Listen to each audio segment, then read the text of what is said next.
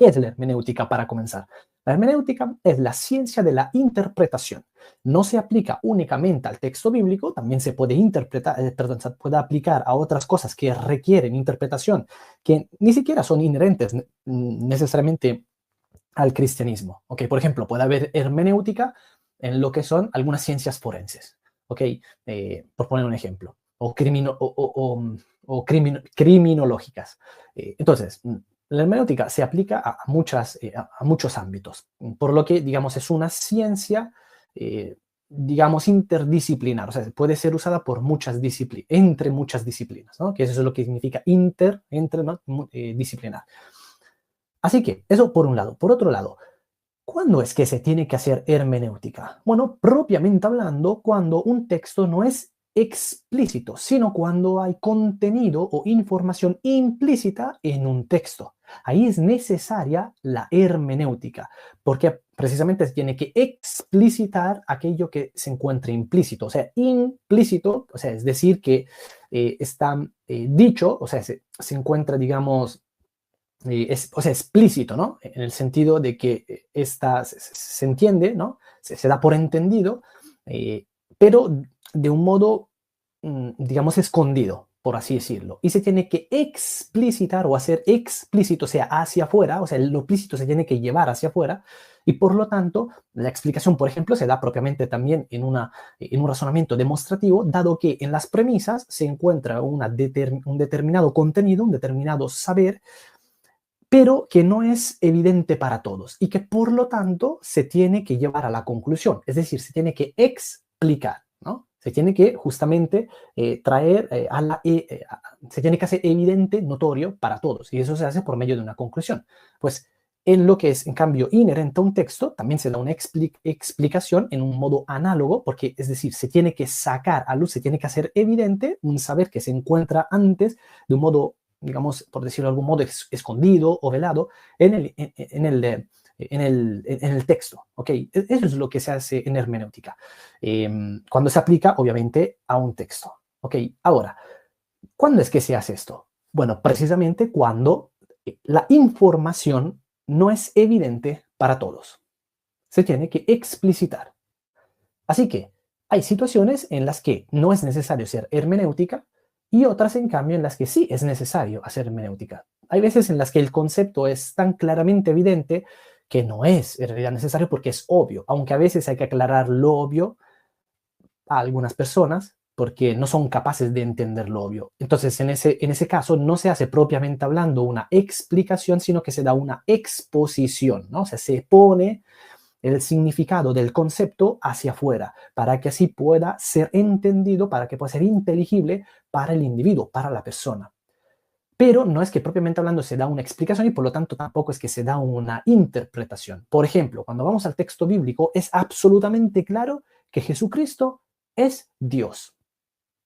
Y sin embargo, se tienen que, a veces, dependiendo de la persona con la que estemos hablando, por ejemplo, pensemos no sé, los cristianos en el siglo IV, cuando lucharon en contra del monarquismo, por ejemplo, de aquel propuesto por Arrio, que pues tuvieron justamente que exponer y por lo tanto hacer digamos, una especie de demostración, aunque propiamente hablando tampoco es una demostración, de que Jesucristo es Dios, porque, por ejemplo, así es como la Biblia lo refiere, y así es como también la Iglesia, los cristianos siempre lo habían sostenido y creído.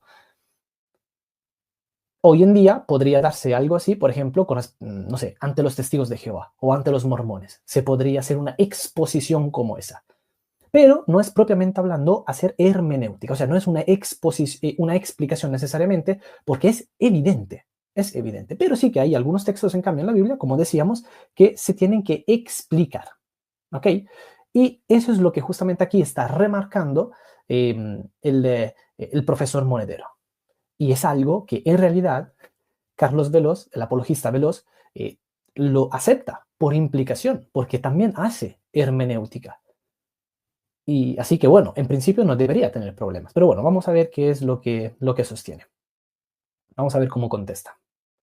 Bueno, primeramente yo tomé y abordé el concepto que usted emitió cuando dijo que la escritura no es una autoridad, sino que las autoridades son los seres humanos que van a ella para establecer algún tipo de interpretación. Creo que usted, con todo respeto, profesor, está confundiendo lo que es interpretar las escrituras a lo que su propia iglesia, vuelvo y le repito, reconoce como el tripié. La palabra de Dios es autoridad, el magisterio es autoridad y también la tradición apostólica es autoridad. Que usted diga que se necesita autoridades para ir a la escritura, desarrollar un quehacer teológico, yo no me opongo a eso, porque nosotros tenemos también magisterio, un magíster que va a las escrituras y por lo tanto es un quehacer teológico para que luego se transmita esto como una enseñanza estableciendo autoridad. Ahora bien, la Biblia es la que establece autoridad. ¿Por qué? Porque lo único que menciona la palabra de Dios como inspirado por el Espíritu Santo para que se sepa que Jesucristo vino, murió y resucitó y es el Mesías, es la palabra misma de Dios. Y por lo tanto, los apóstoles inspirados por el Espíritu Santo presentan acá en sus escritos esta autoridad que, repito, su propia iglesia reconoce y que históricamente ha tenido un devenir histórico en los concilios, yendo a ella para que a través de ella esa autoridad pueda establecer algún tipo de defensa o apología en contra de aquellos que no estaban apegados a una correcta o aún mucho más apegada interpretación de las escrituras. Por eso tenían que ir al juez final. Los padres apostólicos presentan a la escritura como aquella que iba a servir para las discrepancias y establecer en el quehacer teológico la mejor comprensión de ella. Entonces, si usted dice que la escritura no es autoridad, usted está eliminando una parte importante de su tripié. Y creo que la Iglesia Católica no le aceptaría eso.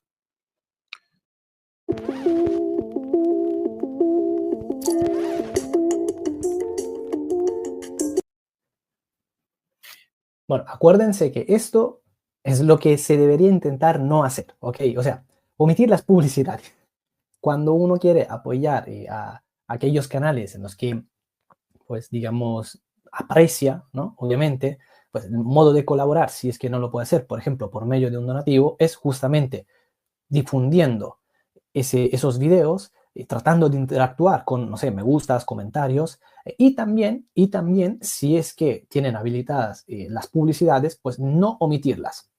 Toca aguantarlas, ok, es molesto, es verdad, pero pues eso precisamente le puede beneficiar a ese generador de contenido.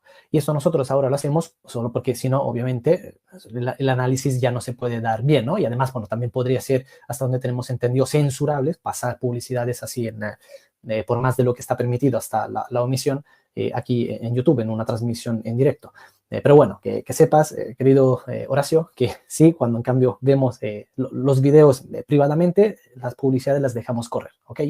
Bueno, está también mi buen amigo Guillermo. ¿Qué tal? ¿Cómo estás, profesor? Dios te bendiga grandemente. Tenemos que hacer algo más juntos uno de estos días. Lo que pasa es que hemos estado un tanto ocupados con muchas actividades, pero vamos a tener que quedar otra vez, ¿eh?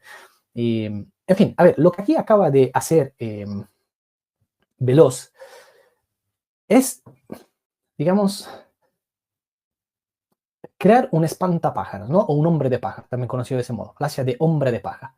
Porque, bueno, claro, para tenerlo totalmente por seguro, pues tendríamos que ver qué fue lo que dijo anteriormente el profesor, ¿cómo es? El profesor Monedero, porque, bueno, así solo podríamos tener, digamos, la certeza completa, ¿no? Total de esto. Pero parece ser, más que nada, porque Monedero suele ser alguien que está apegado al catolicismo y por lo tanto vamos a asirnos de la postura católica para poder, en cierto modo, ¿no?, seguir aquello que parecería ser que efectivamente dijo Monedero.